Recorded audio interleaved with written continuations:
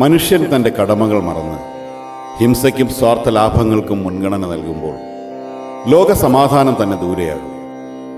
മതം, വർഗം, ഭാഷാഭേദങ്ങൾ ഇന്നും നമ്മെ വേർതിരിക്കുന്ന അതിർവരമ്പുകൾ ഇവയെല്ലാം ഒഴിവാക്കേണ്ടതിൻ്റെ ആവശ്യകത ശതാബ്ദങ്ങൾക്ക് മുൻപ് തന്നെ യുഗപ്രഭാവനായ ഗുരുദേവൻ നമ്മെ ഉദ്ബോധിപ്പിച്ചു. കാലാതീതമായ വചനങ്ങളുടെ പ്രസക്തി ഇന്നും നമ്മളിൽ മുഴങ്ങിക്കൊണ്ടേയിരിക്കുന്നു, ഭാവി തലമുറകൾക്ക് വഴികാട്ടിയായി. ശാഖ 5818 S8 അവതരിപ്പിക്കുന്നു ഒരുമയുടെ ഓണം.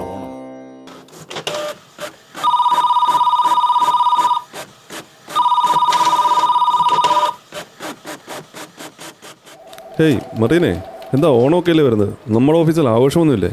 ഓ, ഇവിടെ അങ്ങനെ ഒരു പതിവൊന്നുമില്ല. ജസ്റ്റ് ഫുഡ് പാഴ്സൽ വാങ്ങും, കഴിക്കും, അത്ര തന്നെ. അതിന് നിങ്ങൾക്കല്ലേ ഓണം, നമുക്കെന്ത് ഓണം? അങ്ങനെയല്ലടാ. ഓണം ഒരു മതത്തിൻ്റെ മാത്രം ആഘോഷമല്ല, ഇത് കേരളത്തിൻ്റെ ദേശീയോത്സവം തന്നെയാണ്. ഒരു ജാതി, ഒരു മതം, ഒരു ദൈവം എന്ന് നമ്മളെ പഠിപ്പിച്ച ഗുരുദൈവം പിറന്ന നാടാണ്. അവിടെ ഹിന്ദു എന്നോ ക്രിസ്ത്യാനി എന്നോ മുസ്ലിം എന്നോ പറഞ്ഞ് നമ്മൾ ഒരു കാര്യത്തിനും പിന്നോട്ട് നിൽക്കേണ്ട ആവശ്യമില്ല. അതെ, ഒന്ന് ആലോചിച്ച് നോക്കൂ. ഇത്രയും മലയാളികൾ ഒരുമിച്ച് ജീവിക്കുന്ന, ആഘോഷിക്കുന്ന മറ്റൊരു നാടുണ്ടോ? ഇവിടെ നമുക്ക് ആചാരങ്ങൾക്കും വിശ്വാസങ്ങൾക്കും ഫുൾ ഫ്രീഡം തന്നെയുണ്ട്. കൊള്ളാം, അതെ ശരിയാണ്. അപ്പോൾ ഇതൊരു ഒരുമയുടെ ആഘോഷം തന്നെയാണ്. സാർ, അങ്ങനെയാണെങ്കിൽ നമുക്ക് ഇത്തവണ ഓണാഘോഷം സംഘടിപ്പിച്ചാലോ? ശരി, പറയൂ, എന്താണ് നിങ്ങളുടെ പ്ലാൻ?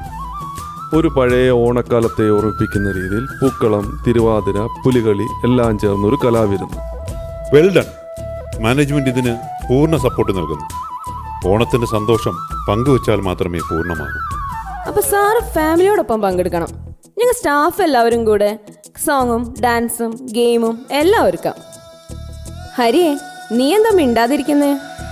അല്ല, ഞാൻ ആലോചിക്കായിരുന്നു, നമ്മളൊക്കെ ഓഫീസിൽ അടിച്ചു പൊളിച്ച് ഓണാഘോഷിക്കുമ്പോൾ പുറത്ത് ജോലി ചെയ്യുന്ന വർക്കേഴ്സിന് ഇത്ര ആഘോഷങ്ങളൊന്നുമില്ല. അവർക്ക് വേണ്ടി നമുക്കൊരു ഓണസദ്യ വരുത്തി കൊടുത്താലോ? അങ്ങനെയെങ്കിൽ നമ്മുടെ ഓണാഘോഷം സൂപ്പറാട്ടാ.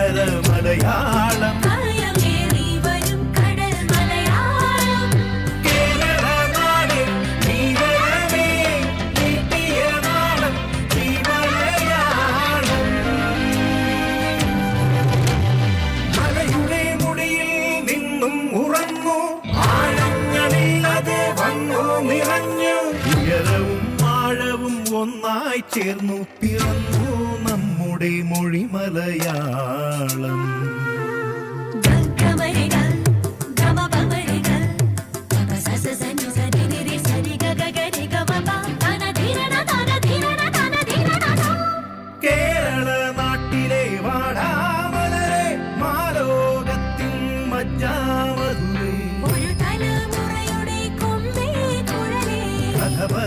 അവരുടെ കാതലിയേ കേരളനാടേ നീയഴകേ നീട്ടിയ നാളം നീ മലയാളം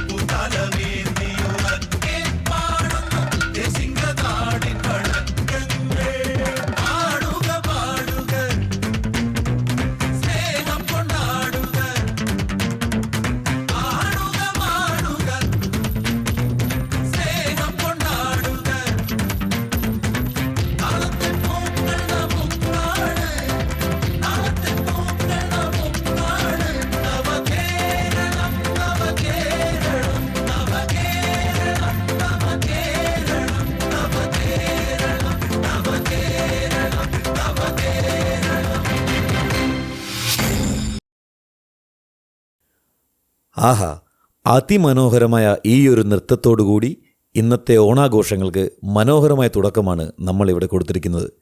ഇനി വേദിയിലേക്ക് നമുക്ക് സ്വാഗതം ചെയ്യാം നമ്മുടെ പ്രിയപ്പെട്ട മാനേജരെയും മറ്റ് സ്റ്റാഫ് അംഗങ്ങളെയും.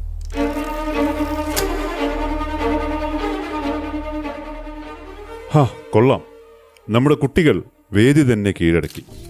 സ്റ്റീഫൻ, ഇനി ഇങ്ങനെയുള്ള ആഘോഷങ്ങൾ ഒന്നും നമ്മൾ വിട്ടുകളയരുത്. ഈ പരിപാടികൾ നമ്മളിലെ ഒരുമയാണ് കാണിക്കുന്നത്. പുതിയ തലമുറയ്ക്ക് ആഘോഷങ്ങൾ എന്നത് പലപ്പോഴും മദ്യത്തിൻ്റെയും ലഹരിയുടെയും പേരിൽ മാത്രമായി മാറിക്കൊണ്ടിരിക്കുന്നു. എന്നാൽ എനിക്ക് പറയാനുള്ളത് വളരെ ലളിതം. ആഘോഷങ്ങൾ എപ്പോഴും സന്തോഷത്തിനായിരിക്കണം. അത് മദ്യത്തിലേക്കും ലഹരിയിലേക്കും വഴിതെറ്റാൻ വേണ്ട. നമ്മളൊക്കെ പ്രവാസികൾ. ഒരായുഷ്കാലം മുഴുവൻ അധ്വാനിക്കുന്നത് നമ്മുടെ കുടുംബത്തിനായി തന്നെ.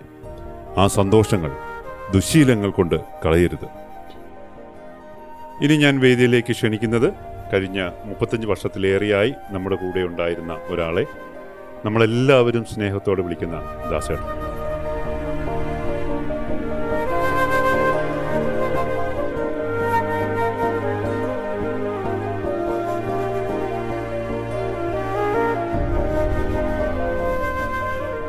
ദാസേട്ടൻ ഇത്രയും വർഷങ്ങൾക്കിടയിൽ 2-3 തവണ മാത്രമാണ് അവധി എടുത്തിട്ടുള്ളതെന്നാണ് ഞാൻ കേട്ടിട്ടുള്ളത്.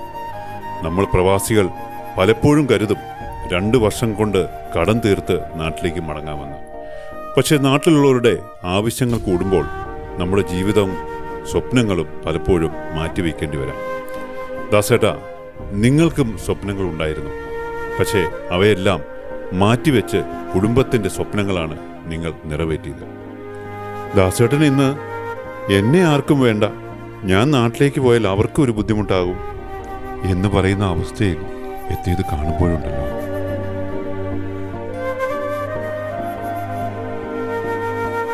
മുപ്പത്തഞ്ച് വർഷമായിട്ട് നിങ്ങളോടൊപ്പം ഒരു കുടുംബമായിട്ടാണ് ജീവിച്ചു വന്നത്.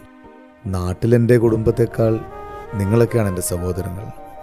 പ്രവാസ ലോകത്ത് നിങ്ങളോടൊപ്പം ഇതിൻ്റെ അവസാനത്തെ ഓണാഘോഷമാണ്. ഞാൻ നാട്ടിലേക്ക് മടങ്ങുകയാണ്. ദാസേട്ടാ, ഞങ്ങളെല്ലാവരും എത്ര കാലം കഴിഞ്ഞാലും ദാസേട്ടനെ മറക്കില്ല. നിങ്ങളെപ്പോലെയുള്ളവരാണ് ഓരോ കമ്പനിയുടെയും അടിത്തറയും നിലനിൽപ്പും. എന്നും നമ്മുടെ സഹോദരനായിട്ട് ഞങ്ങളുടെ മനസ്സിൽ ദാസേട്ടനുണ്ടാവും. ദാസേട്ടന് എല്ലാ നന്മയും സന്തോഷവും തുടർ ജീവിതത്തിൽ സർവേശ്വരൻ നൽകട്ടെ എന്ന് പ്രാർത്ഥിക്കുന്നു.